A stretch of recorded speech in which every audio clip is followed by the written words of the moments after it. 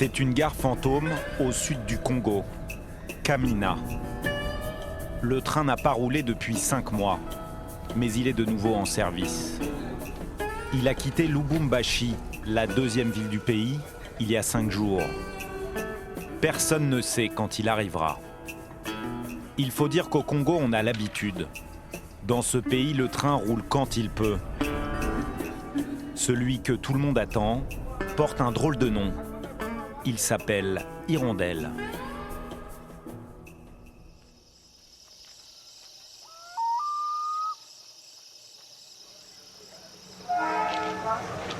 La nouvelle de son arrivée s'est répandue à la vitesse de la lumière. C'est le tam-tam de Bruce, la rumeur qui l'a annoncé.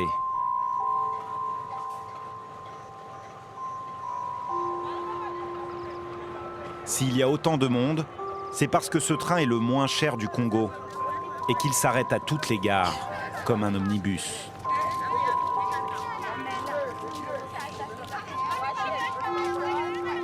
La moitié des passagers sont des vendeurs ambulants.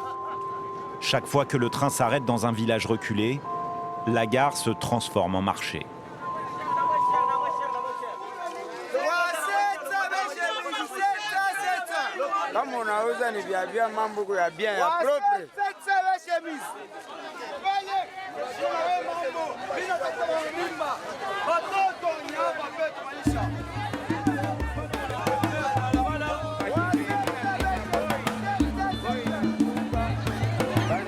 Pas le temps de marchander longtemps.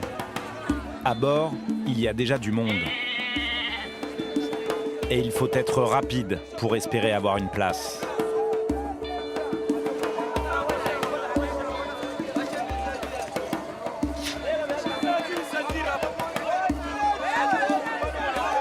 Clément connaît les usages. Cela fait 20 ans qu'il prend ce train.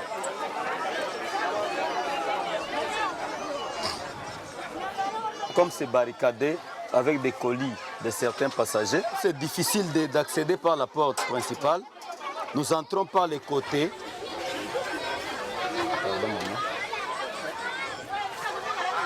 C'est ici où il y a la toilette.